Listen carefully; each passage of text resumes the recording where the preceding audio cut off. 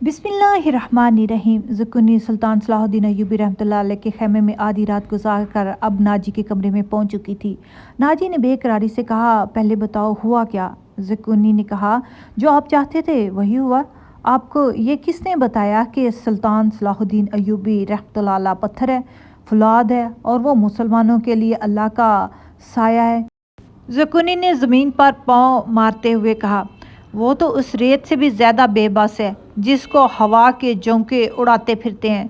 औरश ने कहा, तुम्हारे हुस्न के जादू और ज़ुबान के तिलिस्म ने इसे रेत बनाया, वरना ये कमबख्त चट्टान है।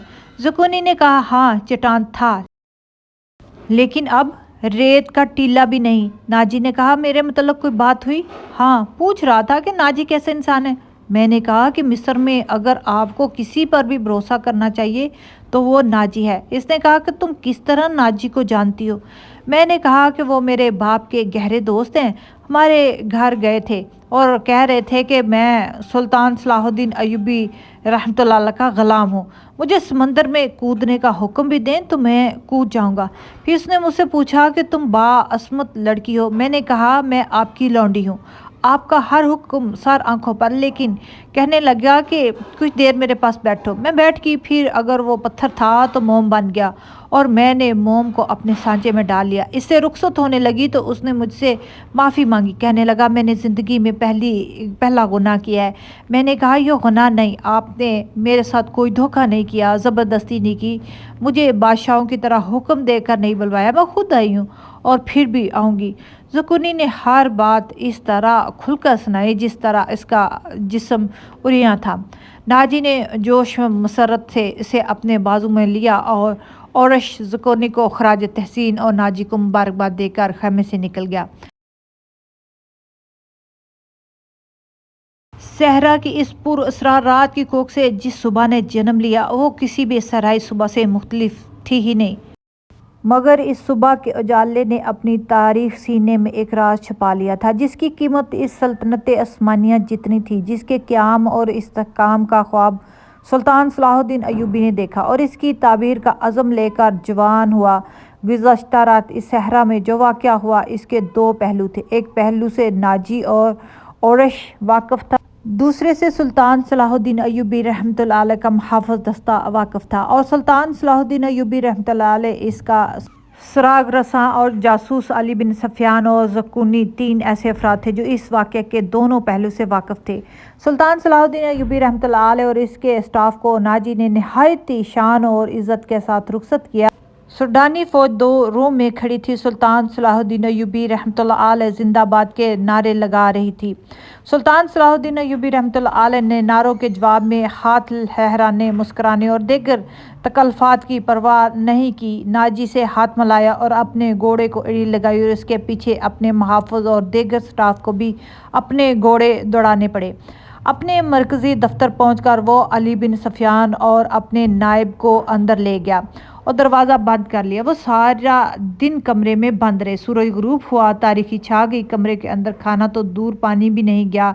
रात खासी गुजर चुकी थी जब वो तीनों कमरे से निकले और अपने अपने कमरों को रवाना हुए। अली बिन सुफियान से अलग हुआ तो मुहाफ़िज़ दोस्तों के एक कमांडर ने इसे रोका। कहा, मोहतरम, हमारा फ़र्ज़ है कि हुक्म माने और ज़बानें बंद रखें, लेकिन मेरे दस्ते में एक मायूसी फैल गई है, खुद मैं इसका शिकार हूँ। अली बिन सुफियान ने कहा, कैसी मायूसी? कमांडर ने कहा, मुहाफ़िज़ कहते हैं कि फ़ौज को अगर शराब पीने की इजाज़त है तो हमें इससे क्यों मना किया गया? अगर आप मेरी शिकायत को गुस्ताखी समझें तो सज़ा दे दें, लेकिन मेरी शिकायत सुने। हम अपने अमीर को अल्लाह का बरगज़िदा इंसान समझते हैं और इस पर दिलो जान से फ़िदा हैं, मगर रात को इसके खैमे में एक रकास आ गई। अली बिन सफ़ियान ने कमांडर की बात मुकम्मल करते हुए कहा, तुमने कोई गुस्ताखी नहीं की। गुनाह अमीर करें या गरीब, सज़ा में कोई फ़र्क नहीं होना चाहिए। गुनाह बहरहाल गुनाह है। मैं यकीन दिलाता हूँ आपको कि अमीर मिस्र और कासा के पिछली रात की मुलाकात में गुनाह का कोई अंसर नहीं, कोई तलक नहीं। ये क्या था? अभी मैं तुमको नहीं बताऊंगा, आस्ता आस्ता वक्त गुजरते हुए तुम सबको पता चल जाएगा कि रात को क्या हुआ था। अली बिन सफ़ियान ने कमांडर के कंधे पे हाथ रखते हुए कहा, मेरी बात गौर से सुनो। आमिर बिन सालेह, तुम पुराने अक्सरी हो, अच्छी तरह जानते हो फ़ौज और फ़ौज के सरबराहों के कुछ राज होते हैं जिनकी हिफाजत हम सब का फ़र्ज़ है। رقاصہ کا امیر مصر کے خیمے میں جانا بھی ایک راز ہے۔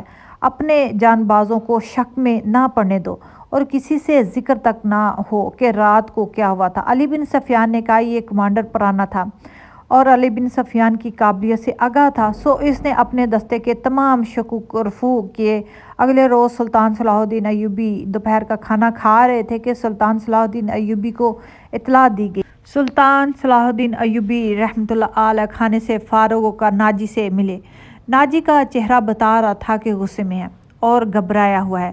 اس نے ہکلاتے ہوئے لہجے میں کہا، قابل صدر احترام امیر مصر، کیا یہ حکم آپ نے جاری کیا ہے کہ سوڈانی فوج کی 50,000 نفری مصر کی اس فوج میں مدغم کر دی جائے جو حال میں ہی تیار ہوئی ہے؟ سلطان صلاح الدین ایوبی رحمۃ اللہ علیہ نے تحمل سے جواب دیا، ہاں ناجی، میں نے کل سارا دن اور رات کا کچھ حصہ صرف کیا اور بڑی گہری سوچ و بچار کے بعد یہ فیصلہ تحریر کیا کہ جس فوج کے تم سپہ سالار ہو اسے مصر کی فوج میں اس طرح مدغم کر دیا جائے کہ ہر دستے میں سوڈانیوں کی نفری صرف 10% ہو، اور تمہیں یہ حکم بھی مل چکا ہے کہ اب تم اس فوج کے سالار نہیں ہوگے، تم فوج کے مرکزی دفتر میں آ جاؤ گے۔ ناجی نے کہا، عالی مقام، مجھے کس جرم کی سزا دی جا رہی ہے؟ سلطان صلاح الدین ایوبی رحمۃ اللہ علیہ نے کہا، اگر تمہیں یہ فیصلہ پسند نہیں تو فوج سے الگ ہو جاؤ۔ ناجی نے کہا، معلوم ہوتا ہے کہ میرے خلاف سازش کر دی گئی ہے، آپ کو بلند دماغ اور گہری نظر سے چھان بین کرنی چاہیے۔ مرکز میں میرے بہت سے دوست ہیں۔ سلطان صلاح الدین ایوبی رحمۃ اللہ علیہ نے فرمایا کہ میں نے یہ فیصلہ صرف اس لیے کیا کہ میری انتظامیہ اور فوج سے شکایتوں کا خطرہ ہمیشہ کے لیے نکل جائے، اور میں نے یہ فیصلہ اس لیے کیا ہے کہ کسی کا عہدہ کتنا ہی کیوں نہ بلند ہو اور کتنا ہی کوئی ادنا نہ ہو، وہ شراب نہ پی، ہلڑ بازی نہ کرے اور فوجی جنشوں میں ناچ گانا نہ ہو۔ ناجی نے کہا، سلطان معظم، میں نے تو حضور سے اجازت دی تھی۔ سلطان صلاح الدین ایوبی رحمۃ اللہ علیہ نے فرمایا، میں نے شراب اور ناچ گانے کی اجازت اس لیے دی تھی کہ اس فوج کی اصل حالت میں دیکھ سکوں جسے تم ملت اسلامیہ کا فوج کہتے ہو۔ میں 50,000 نفری کو برطرف نہیں کر سکتا۔ مصری فوج میں اس کو مدغم کیا ہے کہ اس کے کردار کو سدھار لوں گا، اور یہ بھی سن لو کہ ہم میں کوئی مصری، سوڈانی، شامی، اجمی نہیں، ہم سب مسلمان ہیں، ہمارا جھنڈا ایک ہے اور مذہب ایک ہے۔ ناجی نے کہا، امیر عالی مرتب نے یہ تو سوچا ہوتا کہ میری کیا عزت رہ جائے گی۔ سلطان صلاح الدین ایوبی رحمۃ اللہ علیہ نے فرمایا، جس کے تم اہل ہو اپنی ماضی پر ہی نظر ڈالو، ضروری نہیں کہ اپنے کارستانیوں کی داستان مجھ سے ہی سنو، فوراً واپس جاؤ اور اپنی فوج کی نفری، سامان، جانور، ساز و سامان، خورد و نوش وغیرہ کے کاغذات تیار کر کے میرے نائب کے حوالے کرو۔ 7 دن کے اندر اندر میرے حکم کی تعمیل ضروری ہونی چاہیے۔ ناجی نے کچھ کہنا چاہا، لیکن سلطان صلاح الدین ایوبی رحمۃ اللہ علیہ ملاقات کے کمرے سے باہر نکل گئے۔ یہ بات ناجی کے خفیہ حرم میں پہنچ گئی تھی کہ زکونی کو شاہ مصر نے رات بس شرف بازیابی بخشی ہے۔ زکونی کے خلاف حسد کی آگ پہلے ہی پھیلی ہوئی تھی۔ اسے آئے ابھی تھوڑا ہی عرصہ گزرا، لیکن آتے ہی ناجی نے اس کو اپنے پاس رکھا ہوا تھا، اسے ذرا سی دیر کے لیے بھی حرم میں جانے نہیں دیتا جہاں ناجی کی دلچسپ ناچنے والی لڑکیاں رہتی تھیں۔ زکونی کو اس نے الگ کمرہ دیا تھا۔ انہیں یہ تو معلوم نہیں تھا کہ ناجی زکونی کو صلاح الدین ایوبی رحمۃ اللہ علیہ کو موم کرنے کی ٹریننگ دے رہا ہے اور کس بڑے تخریبی منصوبے پر کام کر رہا ہے۔ یہ رقاصائیں بس یہی دیکھ کر جل بھن گئی تھیں کہ زکونی نے ناجی پر قبضہ کر لیا تھا اور ناجی کے دل میں ان کے خلاف نفرت پیدا کر دی گئی ہے۔ حرم کی 2 لڑکیاں زکونی کو ٹھکانے لگانے کا سوچ رہی تھیں۔ اب انہوں نے دیکھا کہ زکونی کو امیر مصر نے بھی رات بھر اپنے خیمے میں رکھا، وہ تو دیکھ کے پاگل ہو گئی تھیں۔ اس کو ٹھکانے لگانے کا واحد طریقہ قتل تھا۔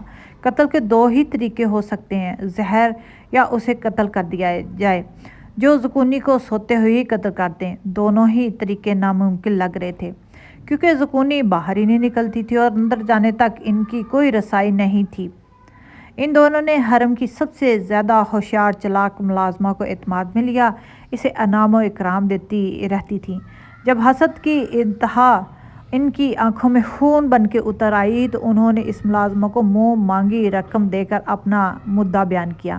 یہ ملازمہ بڑی ہی خرانڈ اور منجی ہوئی عورت تھی۔ اس نے کہا کہ سالار کی رہائش گاہ میں جا کر زکونی کو زہر دینا مشکل نہیں، مکمل حل دے کر اس کو خنجر سے قتل کیا جا سکتا ہے۔ اس کے لیے وقت چاہیے۔ اس نے وعدہ کیا کہ وہ زکونی کی نقل و حرکت پر نظر رکھے گی۔ ہو سکتا ہے کوئی موقع مل جائے۔ اس جرائم پیشہ عورت نے یہ بھی کہا کہ اگر موقع نہیں بھی ملا تو حشیشن بلیٹ کی مدد سے کر سکتی ہے، مگر وہ معاوضہ بہت زیادہ لے گی۔ دونوں لڑکے نے اس کو یقین دلایا کہ وہ زیادہ سے زیادہ معاوضہ دے سکتی ہیں۔